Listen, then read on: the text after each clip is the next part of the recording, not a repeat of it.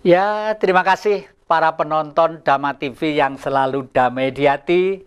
Sebagaimana biasa, setiap waktu-waktu tertentu, biasanya selama ini sebelum disiarkan di tempat-tempat yang lain atau waktu yang lain, kita mesti berjumpa setiap hari Kamis jam 4 sore ataupun hari Senin jam 4 sore. Sebelum kita akan berbicara ke sana kemari, kita panjatkan puji syukur kepada Sang Maha Pengasih, Pemurah, lagi penyayang atas karunia-Nya kepada titahnya yang setia melakukan hukum-hukumnya.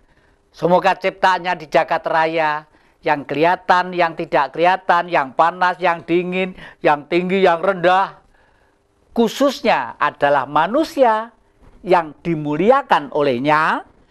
Semoga dalam kedamaian, ketentraman, kesejahteraan sesuai dengan bidang dan hukum mereka masing-masing.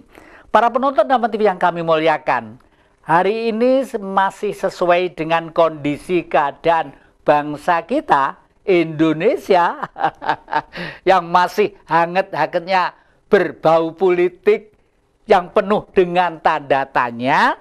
Oleh karena itu akan kita coba lihat dengan suatu kacamata yang namanya budaya. Dan hari ini saya didampingi dua tokoh. Yang satu adalah tokoh pemuda yang bergerak di bidang pembangkitan pemuda-pemuda sampai pemuda-pemuda yang tidak memiliki kepastian jangka program hidupnya dihimpun. Dulu namanya anak jalanan, sekarang diangkat namanya menjadi anak negeri. Yang kedua adalah seorang tokoh pendidik yang kebetulan tuh hari ini memakai uniform seragam pramuka. Nanti kita jelaskan semuanya itu. Oleh karena sebelumnya biar memperkenalkan diri masing-masing. Monggo kamu persilakan Mas Doni dulu. Ya, Rahayu, salam sejahtera buat pemirsa. Dan yang tak lupa saya selalu menekankan dan pesan salam kasih sayang buat pemirsa, semoga berbahagia. Perkenalkan, nama saya Doni atau panggilan anak-anak binaan saya Abah Bro ya. Saya sendiri bergerak di bidang kemanusiaan dan juga di kepedulian tentang pendampingan hukum dan juga tentang psikolog. Monggo. Mas. Terima kasih. Mas Sigit. Terima kasih. Bismillahirrahmanirrahim. Assalamualaikum warahmatullahi wabarakatuh. Selamat sore, salam sejahtera untuk semuanya, salam bahagia, Rahayu. Rahayu. Sebelumnya perkenalkan, saya Romo, nama saya Sigit Pramono yang keseharian kebetulan sebagai guru. Kebetulan saya mengajar di SMK PGRI 3 Malang, Jalan Telogomas, Gang 9 nomor 29, Kota Malang. Para penonton Dhamma TV yang kami muliakan, dua-duanya nanti itu akan menyuguhkan kepada Anda semuanya sebagai tambahan ilmu pengetahuan. Bahasanya tambahan ilmu pengetahuan. Siapa tahu kalau sebenarnya Anda itu jauh lebih paham daripada kita-kita.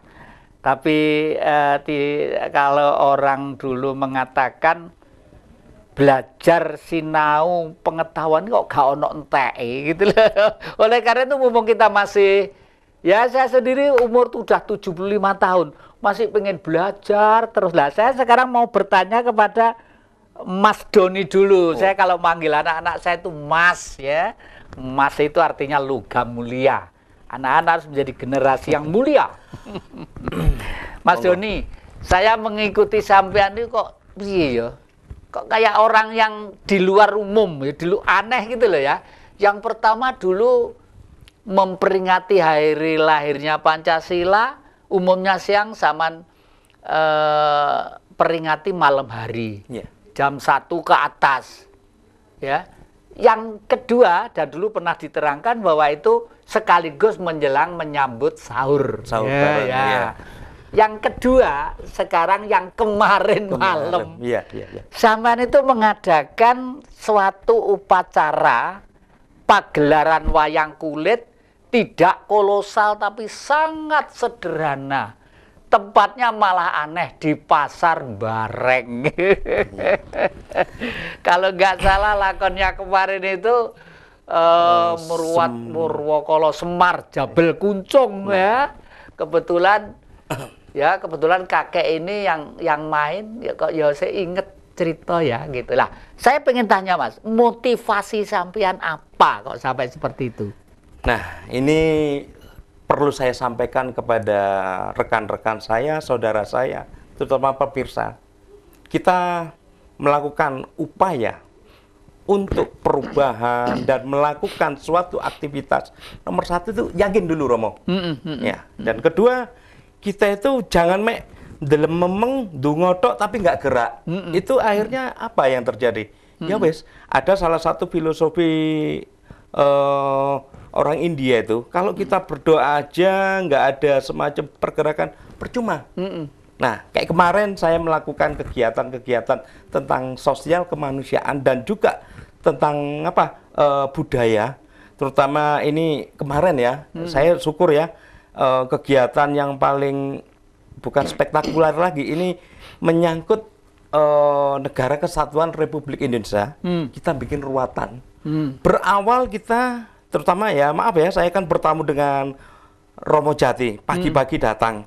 Pertama saya memang menekankan silaturahmi atau hubungan komunikasi kepada siapapun. Nah, ketemu sama Romo, Romo saya nggak punya kretek, ini negara atau Nusantara ini masih dalam tadi ya yang dibilang tanda tanya petik ini. Terus apa yang kita lakukan? Ya, ternyata Romo sudah kreteknya itu kok nyambung. Nyambungnya, ayo kita harus melakukan sesuatu. Nah, kita melakukan apa? Rencana doa. Atau kalau dibilang kita orang Jawa itu nanti dibilang ritual, nanti dibilang musyrik ya. Ritual itu sama dengan doa ya. Akhirnya saya melakukan dengan upaya ngajak Romo. Ayo Romo, kita berkunjung kemana? Ke rumah kita. Di mana? Gedung DPR. Kita sowan ke wakil rakyat. Nah, disitulah kita ketemu sama ketua DPRD Kota Malang. Nah, di situ kita berbincang-bincang sedikit membahas tentang kegiatan kemarin itu. Dilala setelah kegiatan tersebut, Romo saya ajak ke mantan wali kota saya yang penuh energik dan berbudaya dan education dan good government. Saya ajak di wilayah Malang Selatan ya, di mana perbatasan Pakisaji sama Panjen, Bapak Penny Suparto. Saya melihat beliau sangat luar biasa, uri-uri Jawanya apa itu, saya telepon, oh ya, monggo Mas Doni kali Romo Jati. Nah, akhirnya kita sowan situ. Nah, di situ loh kok ada kelancaran untuk sebelum kegiatan kemarin, kayak tertata. Nah, ini suatu yang dibilang tadi berawal dari Romo politik budaya atau budaya politik ya. Ini salah satu kita argumen atau komunikasi gimana kita meletakkan kepribadian kita. Kalau energi kita untuk tujuan positif, apalagi nggak ada kepentingan, saya yakin yaitu leluhur kita ya, doa dari semua masyarakat. Akhirnya apa kemarin luar biasa. Kemarin wayangnya sungguh sangat luar biasa dengan kita menampilkan beberapa tarian apa itu kemarin Romo? Bedoyo Ibu Ratu Mas. Nah, itu kan salah satu akademisi dari tari dari Solo ya. Akademi Solo ya. Nah, itu luar biasa. Iya. Nah, itu salah satu yang kita wujudkan, bukan hanya sekedar angan-angan nulis ngomong di WA tok, tapi ya gitu gerundel tok. Tapi kita harus berbuat. Nah, terus ini juga nih Romo, saya lihat ini, maaf ya Mas ya, salam pramuka.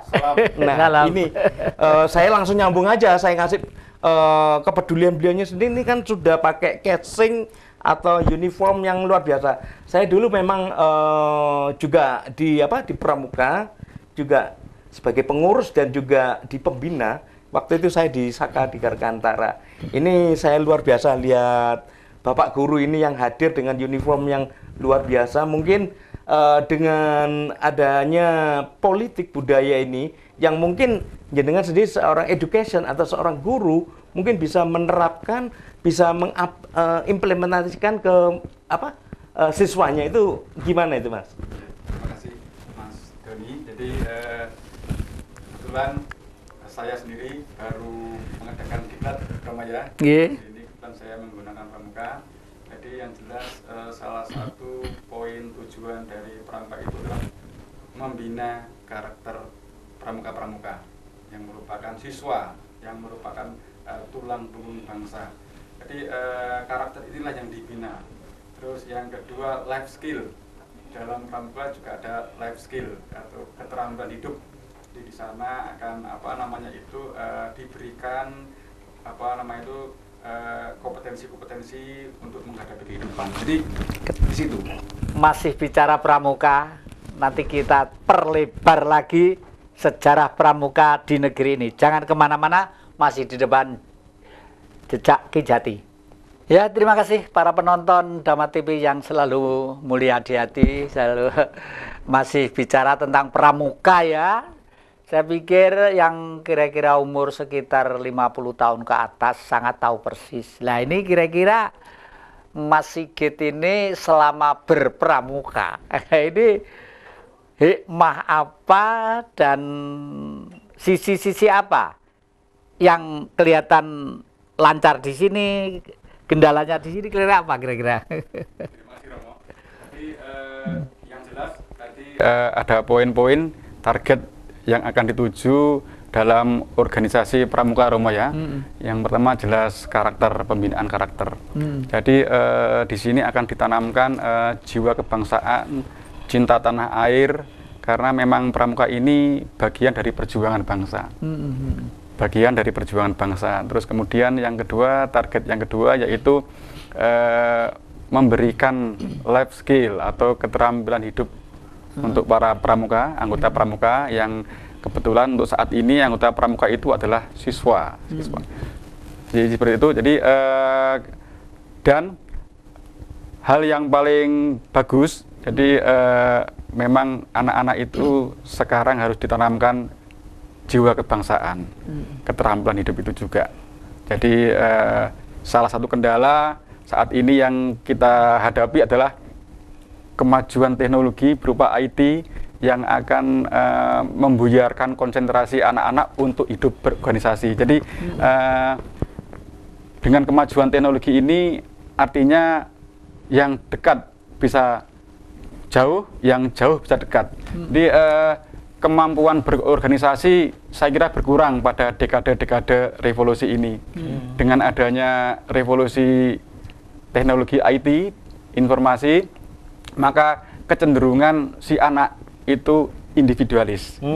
Nah, dengan adanya kegiatan pramuka, diharapkan jiwa sosial dari si anak itu kemasyarakatan akan terbina. Mungkin seperti itu, Romo. Iya, betul. Memang para penonton Dhamma TV yang kami muliakan, mungkin tadi saya katakan kan, yang kira-kira umur sekitar 60-an tahun, betul-betul memahami fungsi peranan pramuka. Bahkan dulu tokoh-tokoh pramuka itu umumnya priayi-priayi besar dan orang-orang besar. Seperti Mendiang Hamengkubuwono ke-9 itu tokoh pramuka. Lalu siapa lagi? Waduh, pokoknya tokoh-tokoh orang besar-besar semua. Karena apa? Karena begitu sangat penting fungsi pramuka. Kemarin agak sedikit gesekan segala macam dalam komunikasi lewat per-WA ya. Tentang agama, tentang budaya, tentang inilah. Ini karena kita bingung karena sudah lama tidak pernah memahami tentang bangsa ini. Bangsa dimanapun yang memperkuat itu adalah nasionalismenya. Makanya Bung Karno di depan pramuka Bung Karno dijadikan ujung tombak terdepan untuk menanam karakter bangsa.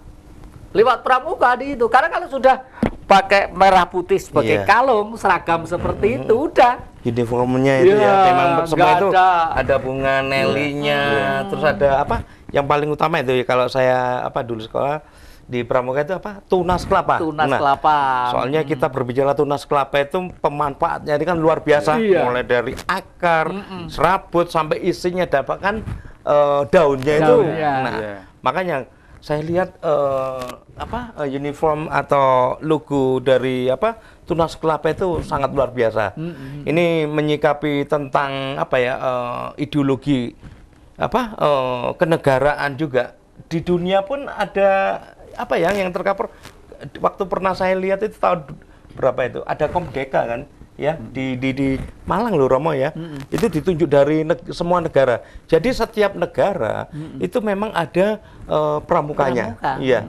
Ini yang sangat luar biasa. Ini berarti pramuka ini sangat mengawali untuk ujung tombak ya. Makanya saya berharap kepada seluruh terutama ya sekolah, terutama siswa wajib hukumnya. Wajibnya apa? Di situ ada kebersamaan. Kita jangan sampai di hubungan dengan itu IT yang terlalu nanti yang dibilang individu.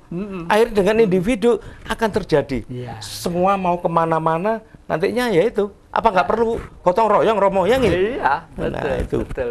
Nah, memang ada penonton Dhamma TV yang kami muliakan, oleh karena itu sebenarnya begitu mempunyai anak-anak dalam keluarga mulai remaja ya, dikenalkan dengan pramuka, itu sama dengan mendidik anak supaya berbudi pekerti. Itu budi pekerti itu penting, yang sekarang sudah hilang. Kurikulumnya sudah hilang, sudah lah. Ini yang memiliki pramuka menerangkan tunas kelapa itu aja loh sudah hebat. Loh, masih menerangkan itu. Tadi sudah disinggung oleh Mas Doni. Coba kelapa, pohon kelapa itu mulai dari daun, beting, pohon, akar, kayak keset loh itu Romo ya, manfaat. Akarnya untuk keset dan itu pelajaran. Akarnya kecil loh kelapa itu, tapi begitu kuat pohon yang besar. Artinya manusia harus mengakar ke bumi dan tubuhnya seperti kelapa. Jangan sampai ada kegiatan-kegiatan yang terbuang sia-sia. Benar-benar itu filosofinya memang benar nyata itu. Benih masih cilik disebut beluluk, lek wis gede disebut degan, lek wis tuwek sebut kelopo. Lek wis tuwek iki kudu metu santene. Aja sik tuwek wis sik telun ngalor ngidul. Kaya Mbah Jati ya. Enggak boleh. Mbah Jati itu kalau malam pasrah karena sudah tua ya, 75, pasrah kepada Yang Maha Kuasa. Nuwun sewu, andai kata misalnya sang nyawa itu sudah mau pindah ke anu lain, sudah pasrah enak. Dene besok pagi masih hidup, ya tangan bergerak loh, kantong kok kosong loh. Iya, gerak. Ngerombek Romo. Nah, ya, saya tahu persis itu untuk perjalanan Romo mulai dari pergerakan terutama tentang budaya, perdagangan. Saya tahu persis kalau Romo itu ngerombeng, ya. Itu buat apa? Satu, untuk kesibukan. Kedua, yang paling utama, hubungan, interaksi kepada masyarakat, dan juga di situ tidak ada kesombongan. Ngapain Romo ini, meskipun maaf ya, tak lihat kadang bawa mobil, ya tetap ngerombeng, nongkrong, mangan dapat nih Romo. Saya kan pernah lihat itu ya. Jadi gini, ini saya kembalikan lagi tentang masalah perbincangan kita tentang budaya, politik, ini tidak luput dari pendidikan atau education. Baru-baru ini Romo ini sangat saya sendiri banyak diteleponi atau dicurhati beberapa bapak-bapak, ibu-ibu tentang masalah sekolah. Ini yang lagi rame kan tentang zonasi sekolah. Ini sangat prihatin saya. Itu ada dua ya menurut saya, positif dan negatifnya. Saya juga pernah nulis ke kementerian, juga saya tembuskan presiden bahwasanya zona untuk pendidikan menurut saya itu efektif dan juga tidak efektif. Satu, harusnya ada semacam sosialisasi dulu Romo. Kalau enggak gini akhirnya apa, mengakibatkan apa? Bingung. Yang bingung siapa? Orang tua. Yang rugi siapa? Nah ini lambat laun murid atau anak ini kan pikir, saya ini mau sekolah di mana? Padahal sekolah saya ini nilai saya begini. Nah ini akhirnya ada semacam perbedaan dengan adanya zona ini. Akhirnya ada semacam kemunduran, kebingungan masyarakat ini.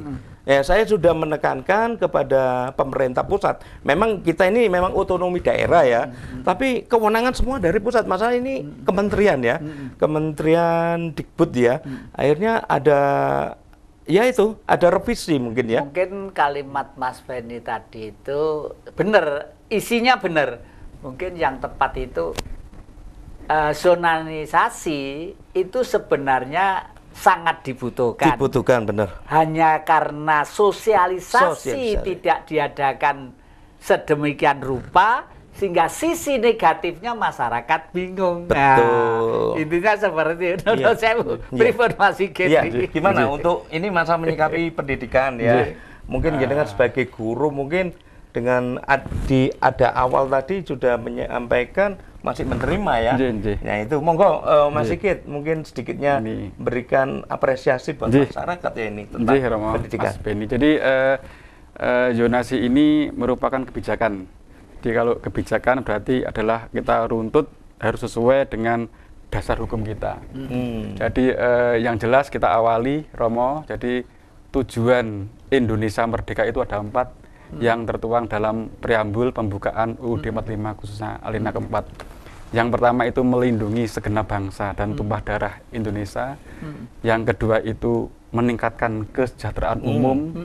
Yang ketiga, yang ini yang terjerat yaitu mencerdaskan kehidupan bangsa. Dan yang keempat terakhir itu ikut melaksanakan ketertiban dunia.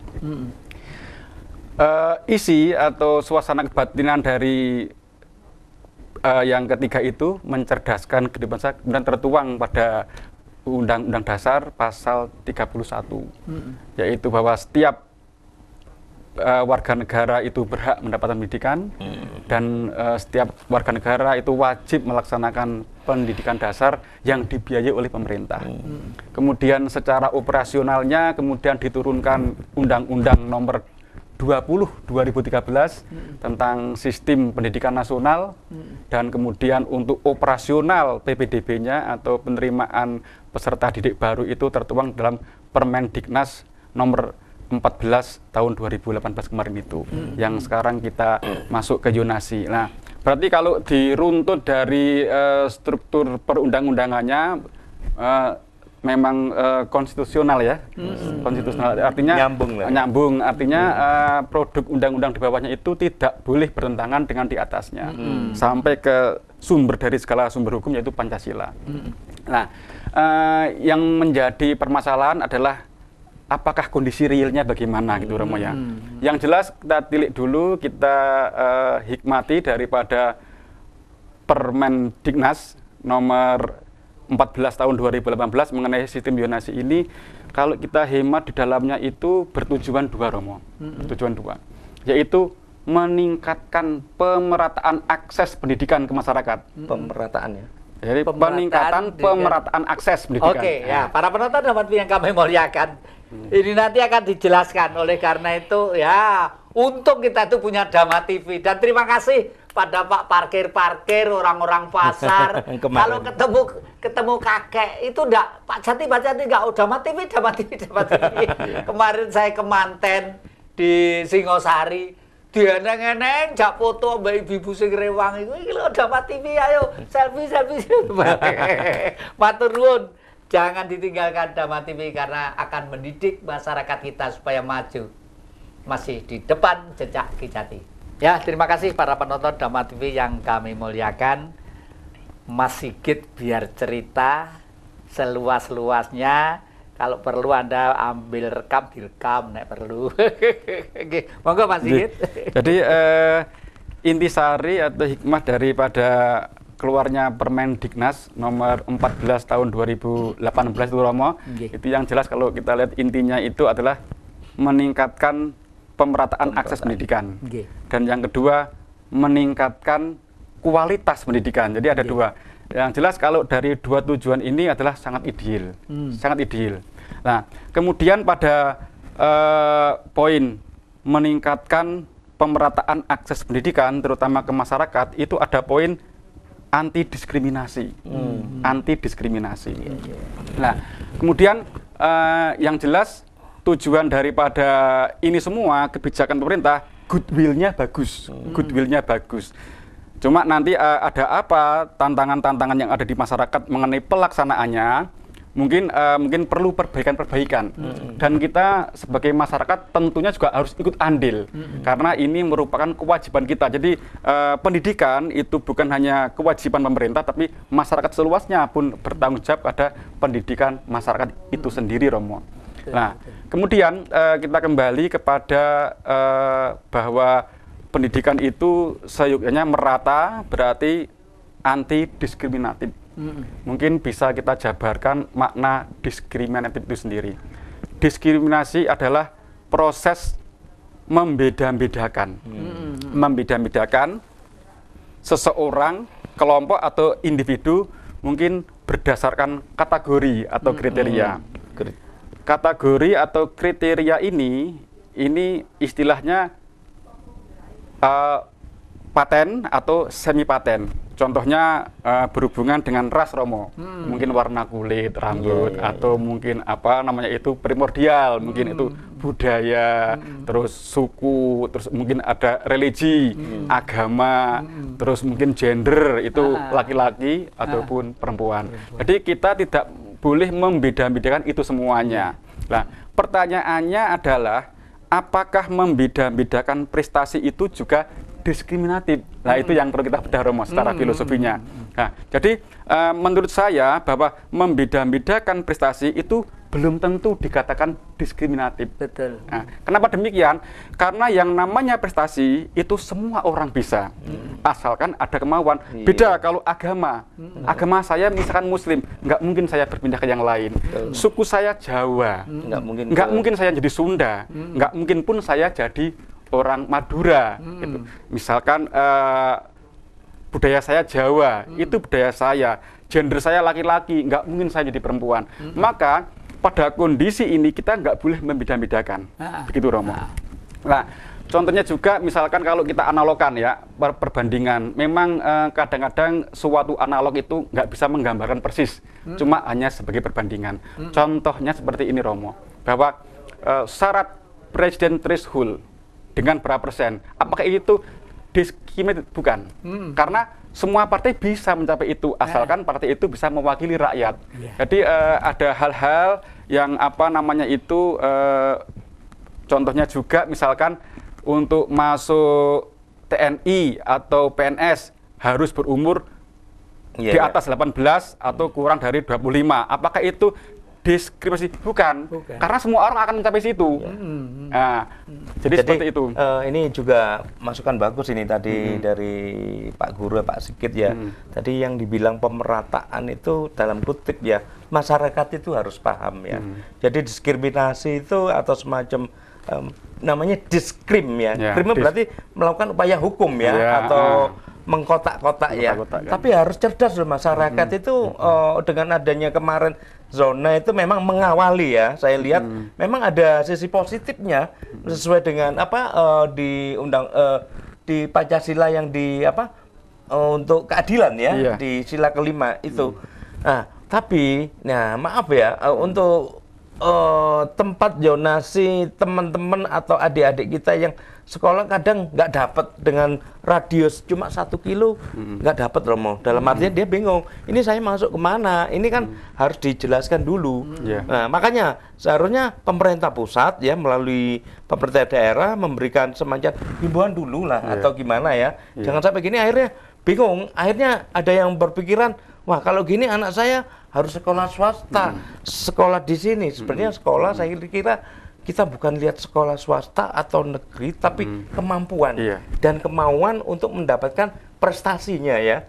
Sekarang sudah nggak ada yang namanya, menurut saya ya, sekolah negeri, swasta, itu hanya pembedaan yang sudah, maaf ya, sudah membudaya dulu ya. Tapi akhirnya ini akan menjadikan momok ya, atau oh kalau kamu nggak negeri, berarti anakmu kurang pandai atau gimana. Saya kira itulah yang menurut saya diskriminasi hati ya. Dan artian harus dipupuk itu siswa atau anak diberikan pembelajaran satu yang utama, kembalikan ke moral dulu ya. Awalnya itu aja.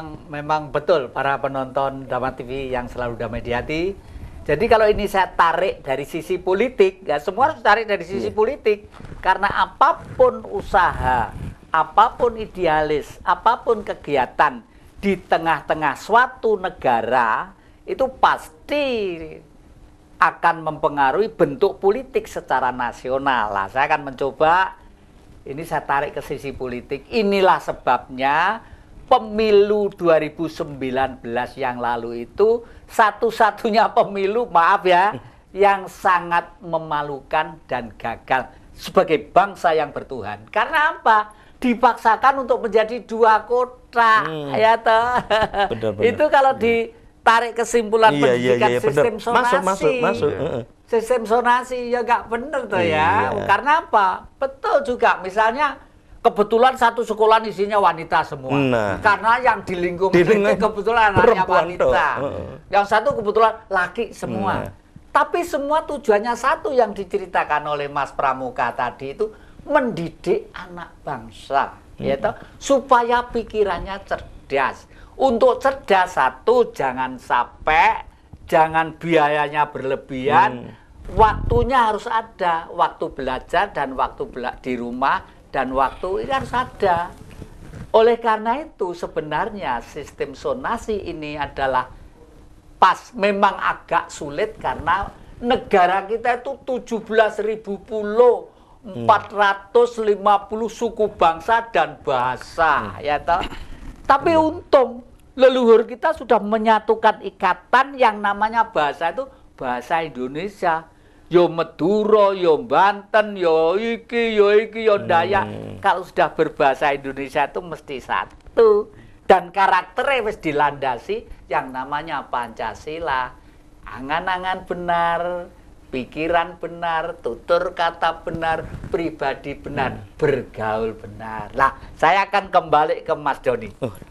Mas Doni, zaman kemarin saya lihat sebelum ngadakan upacara kok mudun ning pasar barang ngisor, tuku kembang, tuku banyu, tuku sedep malam, pewangian. Terus tak delok kok terus kemana itu? Apa itu yang saya lakukan? Jadi gini Romo, apapun bentuknya kita menghormati leluhur atau yang sudah tidak ada ya. Itu apa? Minimal kita mau masuk ke rumah orang, ke tempat siapapun kan nyun sewu dulu. Itu nomor satu.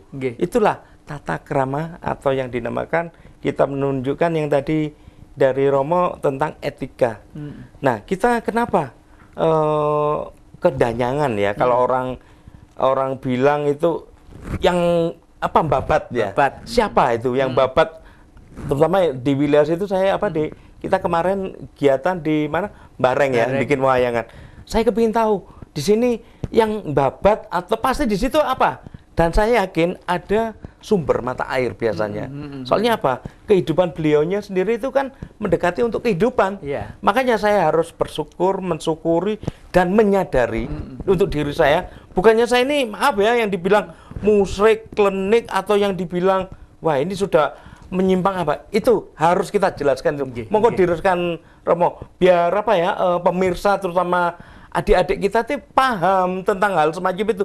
Bukannya kita ini kembali lagi mendiskriminasikan tentang hal semacam ini. Saya jujur aja, saya dari keluarga NU ya, tapi saya lebih paham dan memahami kalau bisa memasyarakat. Jangan hanya tujuan gini nanti bawa kembang apa, padahal kita sendiri lihat di makam-makam itu kan tenger Romo. Nah, yang namanya tenger ada patok kan ya. Untung ada. Berarti kalau kita ini hadir ke sana bukan kita meminta ya. Kita harus mendoakan. Matur nuwun, kita sama leluhur sudah diberikan lokasi tempat bisa untuk hidup dan penghidupan. Monggo dijelaskan Romo. Ya memang para penonton dan waktu yang kami muliakan. Secara politis kegiatan seperti itu berarti manusia penghuni bumi ini sadar kalau bumi ini adalah warisan leluhur. Bukan warisan leluhur bangsa lain. Jadi Nahdlatul Ulama, nasionalisme memang sejak dulu nasionalisme begitu hebat ya, dan bahkan selalu mengawal menjaga negara Pancasila ini. Oleh karena itu kalau ada aliran-aliran yang memaksakan satu warna meskipun juga namanya Islam dalam tanda petik, tetap Nahdlatul Ulama akan menolaknya. Jangan kemana-mana, masih di depan Jejak Ki Jati. Ya, terima kasih para penonton Dhamma TV yang selalu damai di hati. Anda masih setia di depan Jejak Ki Jati. Sebelum nanti itu, ya saya masukkan sebentar bahwa ternyata yang dilakukan oleh Mas Doni ini kemarin itu adalah meneruskan budaya leluhur untuk menjaga negeri ini. Dan ini real. Negara ini hanya bisa dijaga dengan kepribadian yang ekat benang merahnya dengan leluhur. Kalau ilmu lain, barat pinter, utara pinter, mana-mana pinter. Tapi sekarang ini coba lihat. Kenapa? Di barat itu sekarang di Amerika misalnya, kebakaran di mana-mana, ini di mana-mana, di sana banjir di mana-mana, sana mana. Ya karena mungkin sudah lupa. Makanya kemarin wayangan Mas Doni lakonnya Semar Jabal Kuncung, manusia Semar ini diingatkan, ojo lali kowe urip ning bumi. Yang ingatkan Bathara Kala kemarin itu. Iya. Mas Sigit, ini kelihatannya menyangkut masalah zona ini masih asik juga. Ini kesan-kesan terakhir untuk sampean berikan kepada masyarakat supaya itu monggo kami silakan. Nggih, Ramo, terima kasih. Jadi yang jelas kita berprasangka positif bahwa pemerintah dalam mengeluarkan kebijakan ini mungkin mempunyai goodwill yang baik, khususnya tadi untuk peningkatan pemerataan akses pendidikan dan peningkatan kualitas. Yang jelas menurut saya pribadi, Romo ya, ini bisa semua terjadi tatkala seluruh sekolah itu mempunyai standar yang sama. Seluruh sekolah itu mempunyai fasilitas yang sama. Seluruh sekolah itu mempunyai tingkat kompetensi guru yang sama. Dan seluruh sekolah itu harus memiliki akreditasi nilai yang sama. Dengan demikian, maka kalau sudah sama syaratnya itu semuanya, maka justru tidak ada diskriminasi. Jadi entah di sekolah desa, entah di sekolah kota, jika semuanya sama, standar sama, maka rakyat, masyarakat secara umum akan mendapatkan pendidikan yang merata. Jika hal ini belum terjadi, artinya sekolah masih ada kesenjangan, justru malah akan membuat diskriminasi wilayah. Ada wilayah yang mendapatkan sekolah bagus, sehingga rakyat sekolah itu, rakyat daripada wilayah itu pandai, dan ada wilayah rakyat yang mendapatkan sekolah yang mungkin belum berkualitas, sehingga rakyat di situ akhirnya mempunyai kekurangan dalam daya pendidikan. Jadi dari goodwill-nya kita apresiasi sebagai masyarakat, mungkin mempunyai keinginan yang baik, cuma dalam prakteknya nanti harus disesuaikan dengan kondisi realnya. Mungkin begitu, Romo. Ngomong-ngomong, biasanya loh di masyarakat kita, setiap ada kegiatan yang baru, meskipun baik, itu kan ada dampak-dampak negatif yang dirugikan. Lah selama ini yang merasa dirugikan itu yang mana kalau ada? Jadi gini, Romo. Memang saya menggarisbawahi apa yang tadi disampaikan Mas Doni ya. Jadi memang sosialisasi atas sebuah kebijakan itu penting. Dengan adanya sosialisasi itu artinya akan mengurangi miscommunication. Jadi artinya begini, Romo. Sampai saat ini itu itu gradasi atau tingkatan sekolah itu masih ada. Ada yang namanya sekolah favorit, ada yang sekolah biasa. Ya. Contohnya saja kita real aja, mungkin daerah Tugu itu SMA 3, 1 itu merupakan sekolah favorit, dan mungkin di luar itu mungkin kurang favorit. Artinya apa? Artinya masyarakat sudah melihat. Nah, pihak-pihak yang tampaknya dirugikan tatkala mereka orang tuanya itu mempunyai nilai anaknya mungkin yang merasa baik dan dia memaksakan diri untuk ke sekolah yang favorit, dan akhirnya karena di sistem zonasi itu maka rumahnya jauh sehingga ini istilah tidak terakomodir. Nah, ini mungkin salah satu problem yang ada di masyarakat. Terus yang kedua, akhirnya kadang-kadang masyarakat mensiasati. Jadi mungkin di sini pinter, di sana lebih pinter ya. Artinya apa? Main-main pinter-pinteran, kucing-kucingan. Akhirnya apa? Akhirnya ternyata justru seperti apa yang fenomena saya sampaikan, ada justru malah diskriminasi wilayah. Artinya apa? Artinya banyak orang yang berbondong-bondong pindah kakak, dan fenomena ini terjadi. Jadi oleh karena itu dengan fenomena-fenomena yang terjadi itu, maka mungkin pemerintah dan masyarakat itu akan bijaksana dalam mensikapi.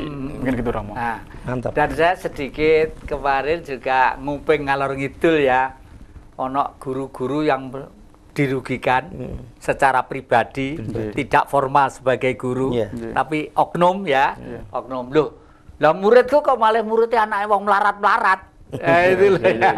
Otomatis itu. Ini jadi oleh karena itu kelihatannya guru-guru sendiri itu juga harus disadarkan ya, karena beliaulah subjek yang utama dan guru memang sangat memegang peranan penting. Dan dalam hal ini pemerintah harus memperhatikan bahwa warga negara pinter nek ono seorang guru. Jadi lek seorang guru sampai secara ekonomis hidupnya itu tidak lebih, malah justru lebih rendah dari sing lainnya. Ya maaf loh, nun saya bulu ya. Saya wis pensiun tak guru, tapi apa itu ya? Kan ada itu juga kan, Romo. Apa peribahasa guru kencing berdiri, murid kencing berlari. Nah itu memang sudah apapun bentuknya seorang leader, seorang pemimpin, pembina, apabila dari SDM, dari kepribadian untuk ditutur katanya disampaikan ke siswa, apa yang terjadi yaitu. Nah, makanya yang disampaikan Romo, pemerintah itu harus lebih mengedepankan ini masalah pilar ya, pilar kenegaraan. Cikal bakali seorang pemimpin kan berawal dari seorang siswa atau siswi dan murid, kemana dia melangkah, semuanya kan ada arahan. Dengan adanya otonomi daerah, cobalah dari pemerintahan ini, saya menyikapi Kota Malang ya, harus berbenahlah dalam artian masa pendidikan. Ayo, gimana guru-guru ini disejahterakan, dikedepankan, biar gimana. Ini kan anggaran APBD yang paling besar kan tentang pendidikan juga. Romo kan, 20% 20%. Makanya untuk menyikapi hal semacam ini, ya saya juga menyampaikan untuk pemerintah Kota Malang lebih tegas, lebih bijak, yaitu yang tadi yang ada logonya Pemkot Malang Malang Kuces Suara, Malang bermartabat. Yes, tapi jangan ngomong itu, tapi buktikan. Saya kepingin dari guru-guru ini yang sebagai pilar. Kalau nggak ada guru kita gimana, Romo? Dan gini loh ya, saya tuh pernah ngajar di lingkungan perguruan tinggi, pernah ngajar di tingkat SMA, pernah ya ngajar di tingkat dasar. Menurut saya justru yang paling berat itu di tingkat dasar. Awal ya? Paling berat. Bener-bener. Karena kita harus mewarnai manusia ya sejak awal. Kalau warna pertama itu sudah bloetok kabeh, yo tuweke terus. Bener. Tapi kalau warna awal itu sudah begini, nah itu sudah barang tentu. Tinggal poles ya, Romo ya. Satu kurikulum, fasilitas, kesempatan, lalu sistem akan mempengaruhi, ditambah ekstra yang diharuskan secara nasional adalah pramuka. Para penonton Dhamma TV yang kami muliakan, kelihatannya kita bicara tentang pendidikan, tentang politik, tentang budaya, baik yang dilakukan oleh Mas Doni kemarin malam, saya betul-betul meneteskan air mata sampai dalang. Karena apa? Seorang, ya dulu wartawan sama-sama dengan saya ya, sejak dulu wartawan senior lah. Wartawan, kebetulan itu saya kan umur itu 3 zaman. Zaman sekitar tahun 60, 70, 80 dan 2014 ini. Dan semua masih aktif semua. Zaman dulu sekitar tahun 60, Nun Sewu, kalau namanya guru sekolah dasar itu, waduh, ndak minta, tapi lewes dino riyo, hari raya atau hari Natal, itu ke orang tua murid itu pada ngaturi, ngaturi macam-macam. Saking senengnya ya rasa terima kasih. Dan ini Romo, kemarin waktu wayang kemarin Romo itu benar-benar dengan tulus ya. Saya untuk persiapan kita ketemu, meskipun kita bikin dari daun nangka aja berangkat Mas Doni. Itu sampai saya Aduh, mudah-mudahan Tuhan memberikan jalan yang Ya lancar untung kemana. Pak Penny meminjami wayangnya Iya, ya. wayangnya, gamelannya, aduh, saya Tapi luar semangat biasa. Mas Doni kemarin saya sambut terus Mas. Ini kan urusan ritual itu urusan Iya. hati, kejujuran, dan Kejujuran. ketulusan. Yang penting permohonan mantranya, gitu. Nek perlu lek gak ono duit karo godong nongko, Godhong wis nongko. aku tak dalang. Itu luar karo biasa. toto tok. Ono wong Itulah. gak masalah. Itulah Ora ono wong gak masalah yang gitu. bisa memotivasi saya Ah. sebagai pemuda ya. Saya kemarin sama jak ke DPRD. Iya. Tak ambungi kabeh dan mereka itu ternyata dengan saya itu dengan ya segan lah, saya pakai istilah hormat itu gak enak ya. Nggih. Segan karena masih ternyata jenenge Jati iki sik Wah. diuri-uri Diuri-uri mereka. mereka. Saya tuh Iya. rangkuli sambil nangis kemarin Iya, itu. iya. Karena bangga ya, Iya. bangga bahwa yang muda-muda sudah mulai mau untuk tampil kembali meluruskan Malangku Siswara yang bantil harus Iya, hancur, harus berkibar yang benar. Lah itulah para penonton Dhamma TV yang kami muliakan, maaf ya, orang tuh kalau wis tuwa ki gembeng. Roh ngene gembeng, buka WA ngene gembeng, anu ngene gembeng ya. Itulah memang ya itu masih 75 tahun. Rata-rata manusia itu 70 tahun. Jadi umur saya masih 5 tahun, nek salah ya. Saya mau maaf sebesar-besarnya. Banyak salahnya, malah saya sering mengumumkan orang yang paling jelek di dunia namanya Jati Kusumo. Orang yang paling bodoh di dunia namanya Jati Kusumo. Tetapi kalau saya ngomong ini hanya menyampaikan pengalaman. Semoga yang benar digunakan, yang tidak jangan digunakan. Dan sama sekali tidak mempunyai prasangka atau imit yang saya KTP Islam tapi penganut Buddha. Hidup saya sehari-hari laksana orang Hindu gitu ya. Para penonton Dhamma TV yang kami muliakan, terima kasih Anda begitu setia dan telaten mengikuti perjalanan kita. Akhirnya kalau ada kekilapan, kekurangan, saya mohon maaf sebesar-besarnya. Jangan lupa kita mesti ketemu setiap hari Kamis jam 4 sore atau hari Senin jam 4 sore. Kami ucapkan terima kasih. Sampai jumpa. Rahayu.